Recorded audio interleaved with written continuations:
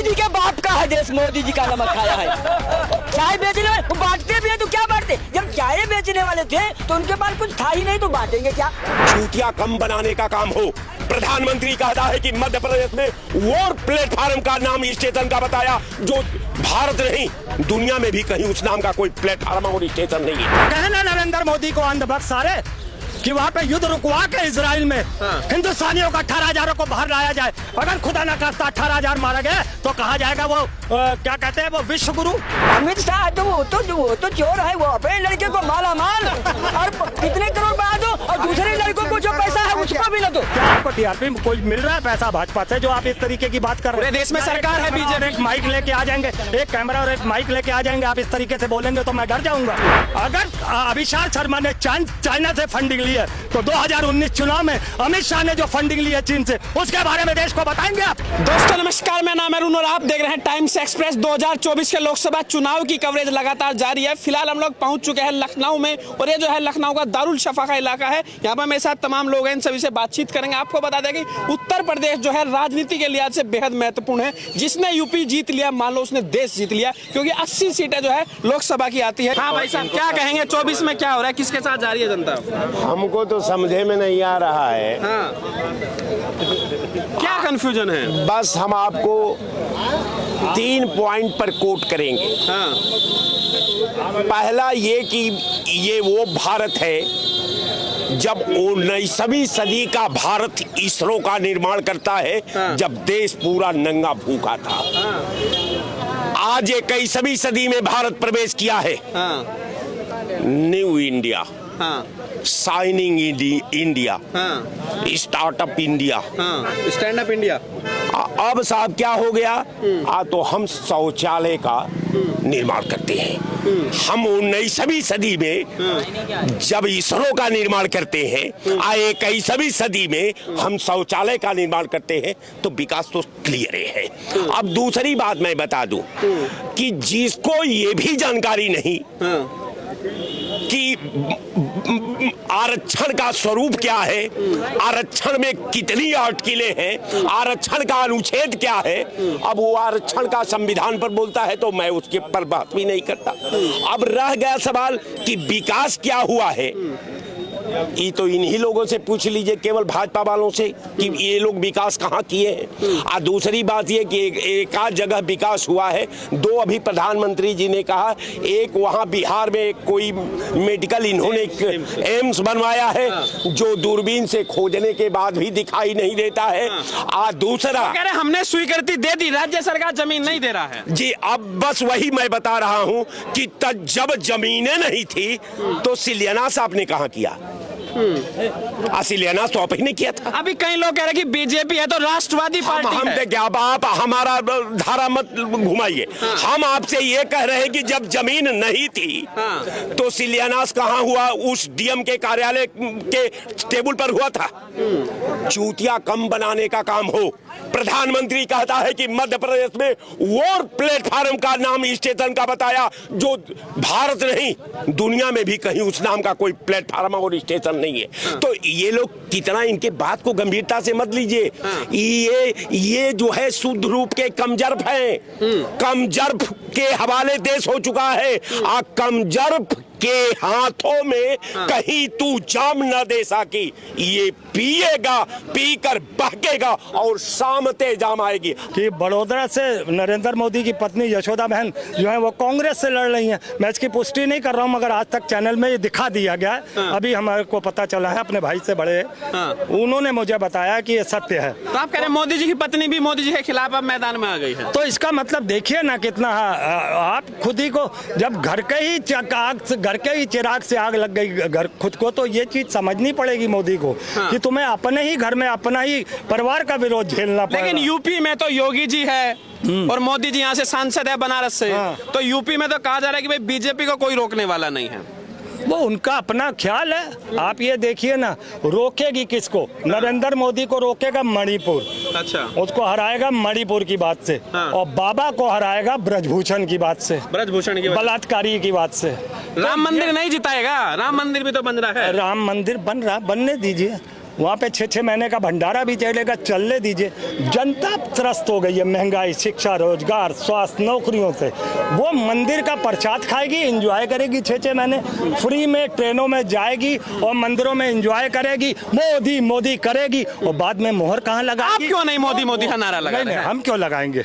हम पूरा देश लगा रहा है, आप क्यों पता नहीं क्यों दर्द हो रहा है? पता नहीं कौन सा पूरा देश लगा रहा है। हम 99% सड़क पे खड़े होकर रो रहे हैं और आप पता नहीं कौन से। क्या आपको टीआरपी कोई मिल रहा है पैसा भाजपा से जो आप इस तरीके की बात कर रहे हैं? पूरे देश में सरकार है बीजेपी। एक माइक लेके आ जाएंगे, एक कैमरा और एक माइक लेके आ जाएंगे, आप इस तरीके से बोलेंगे तो मैं डर जाऊंगा कि आप किसकी तरफ है ये जनता। आप ये देखिए सड़कों पे, आप कैमरा उठा के अपना दिखाइए किसके साथ जाएंगे 24 में? देखिए 24 में बेरोजगारी बढ़ी हुई है, महंगाई 15 महीने के सबसे उछले स्तर में है, 7.44।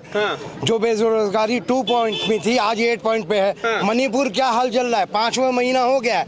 आप ये बताइए कितना 200 से अधिक मौत हुई है, 11,000 FIR दर्ज हो रहा है, 4,000 गन्स लूटे जा रहे हैं, 4,000 गन लूटे गए और 50,000 एम्यूनेशन लूटे गए। उस पर कोई बात नहीं कर रहा है। 70,000 लोग विस्थापित हो गए, क्या वो इंसान नहीं है? आज बीजेपी के 9 MLA ने मोदी जी से लिख के लेटर दिखाया कि यहाँ से लोगों का विश्वास उठ रहा है।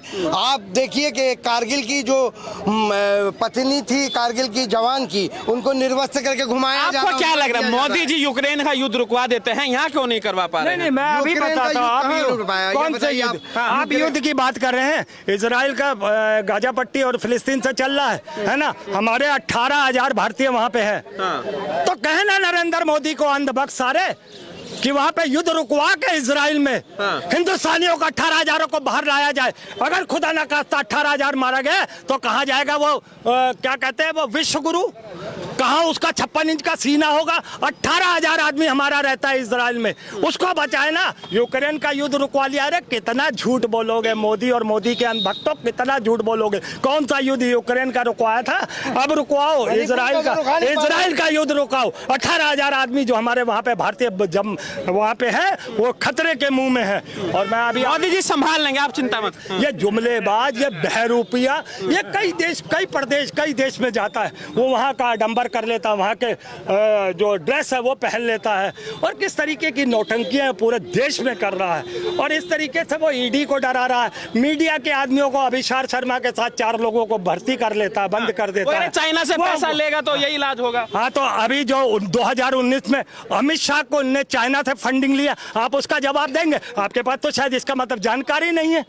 अगर अभिषार शर्मा ने चाइना से फंडिंग ली है तो 2019 चुनाव में अमित शाह ने जो फंडिंग ली है चीन से, उसके बारे में देश को बताएंगे आप?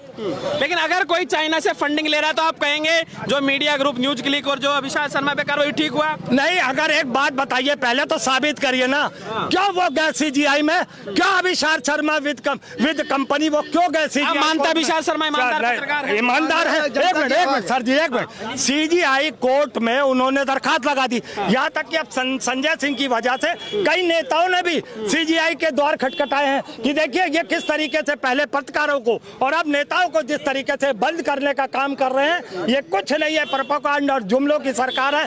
इन्होंने कभी मुद्दों पर बात नहीं की है। 24 में कितनी सीटें आ रही है? किसकी? मोदी जी की यूपी में। मुझको तो लगता है कि रिपीट करे जाए 2013-14 से पहले का जो था, 2 सीटें थी अमित शाह और नरेंद्र मोदी की सीटें छोड़ के, बाकी सारी सीटों को क्रॉस कर दिया जाए, उनको खत्म कर दिया जाए। ये 2 से चले थे। कितनी सीटें आ रही है बीजेपी की 24 में? बीजेपी की पूरे इंडिया में 170 से ज्यादा सीट नहीं आने वाली है। ज्यादा नहीं, सरकार नहीं बनेगी। सरकार नहीं बनेगी। जैसे चीन में आपने बताया अभिसार के बारे में, तो वीवो तो यहाँ इतना स्पॉन्सर कर रहा है, IPL का स्पॉन्सर कर रहा है, आपको फंड भी दे रहा है प्रधानमंत्री को, तो प्रधानमंत्री से भी पूछताछ की जाए, उनको जेल में डाला जाए वीवो, और यहाँ इतना पैसा लगा रहा है वीवो। आप कह रहे हैं मोदी जी को जेल में डाला? हाँ, मोदी जी का भी फंड है, मोदी जी की भी पूछताछ की जाए। चाइना तो वहाँ भी क्या बताइए क्या हो रहा है 24 में? 24 में योगी जी आ रहे हैं, मोदी जी आ रहे हैं, फुल प्लेस। इसमें कहीं नहीं, समझ गए, ये लोग बेकार में आडंबर लगा रहे हैं। 2002 से 15 साल गुजरात के मुख्यमंत्री थे कांग्रेस के। अरे मोदी जी जुल्म कर रहा है। अरे कोई जुल्म नहीं कर रहे हैं, देश को सही दिशा में ले जा रहे हैं। देश को जो चीज मिलनी चाहिए वो मिल रही है, और सारा भ्रष्टाचार खत्म कर रहे हैं। भ्रष्टाचारी ही चिल्ला रहे हैं। 18 रुपया किलोमीटर का रोड 250 किलोमीटर में बन रहा है। इनसे पूछे वो क्या है, भ्रष्टाचार है क्या? नहीं, भ्रष्टाचार कहाँ? वो पहले ला कर दो, ऐसे कह दो कि हवाई जहाज तुमने बेच लिया तो ऐसे मान लिया जाएगा? कोई सरकार नहीं मानेंगे, ये भक्त लोग CAG का रिपोर्ट नहीं मांग रहे। हम मानेंगे क्या? ये कह रहा है भक्त अरे है। भाई क्या, जब ये लोग रिपोर्ट नहीं मांग रहे हैं। पूरा देश बेच करके अब ये कह रहे हैं कि यहाँ पे आ जाएंगे। 8 साल में पूरा 60 साल का वो गोबर उठवाना चाहते हैं। घूर आप बताइए, ये बिल्डिंग एक दिन में गिरा दोगे?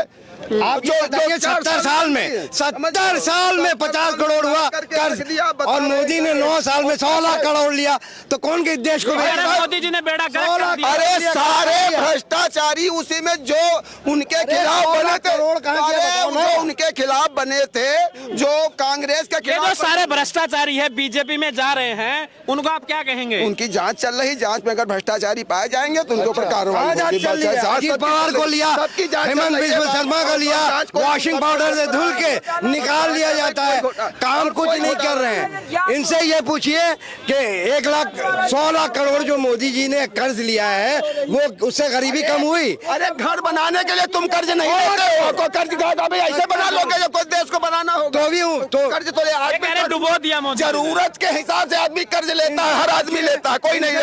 एक घर चलाने के भी अभी इनको जरूरत पड़ जाए, कर्ज नहीं मोदी जी ने बढ़िया काम किया है। हाँ, तो क्यों सारे बढ़िया काम हुए हैं। और देश को गरीबी क्यों बढ़ गई? इनसे बोलिए, गरीबी भी हटेगी। गरीबी 70 साल में नहीं थी, 8 साल में हटवाना 70 साल में 8 साल में हटवाना चाहते हो गरीब। ये देश 8 साल में गरीब हुआ। क्या आप बताइए चाचा, मोदी जी से खुश हैं? 5 किलो पर बांट करके और सदैव राज का ठप्पा, हम राजा हुकूमत करते रहेंगे, तुम गरीबों 5-5 किलो अनाज पर मुझको राजा बनाते मोदी जी का नमक खाया है, वोट देंगे। मोदी जी के बाप का है देश, मोदी जी का नमक खाया है।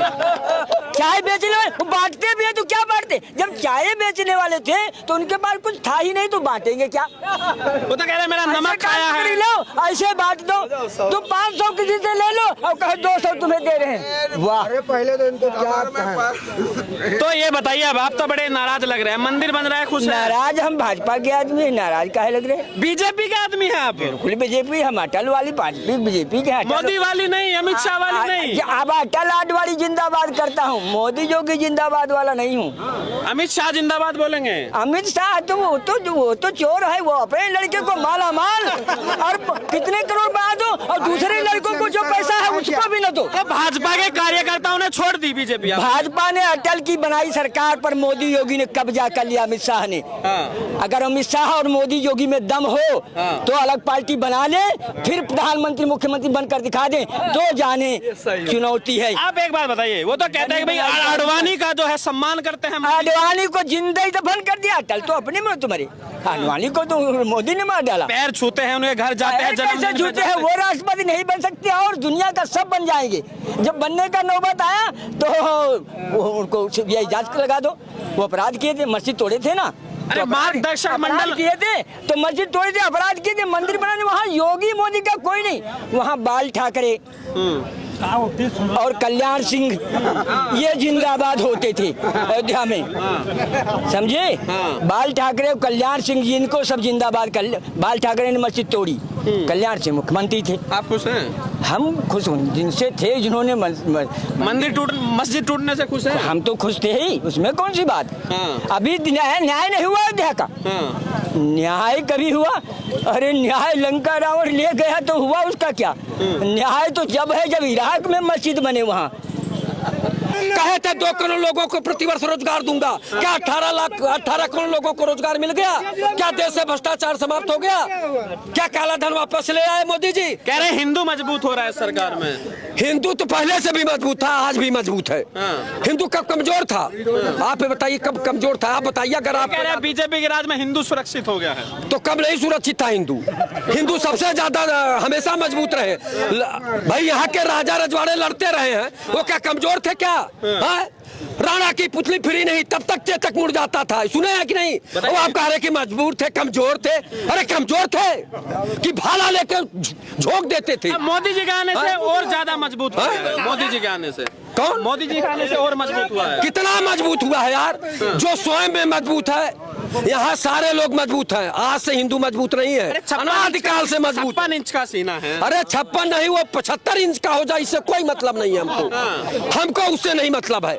जो बेरोजगारी समाप्त करेगा, भ्रष्टाचार दूर करेगा और गरीबी बेबसी लाचारी दूर करेगा, किसानों नौजवानों की बात करेगा, उसको हम लोग वोट करेंगे। चाहे भरोसा है आपको?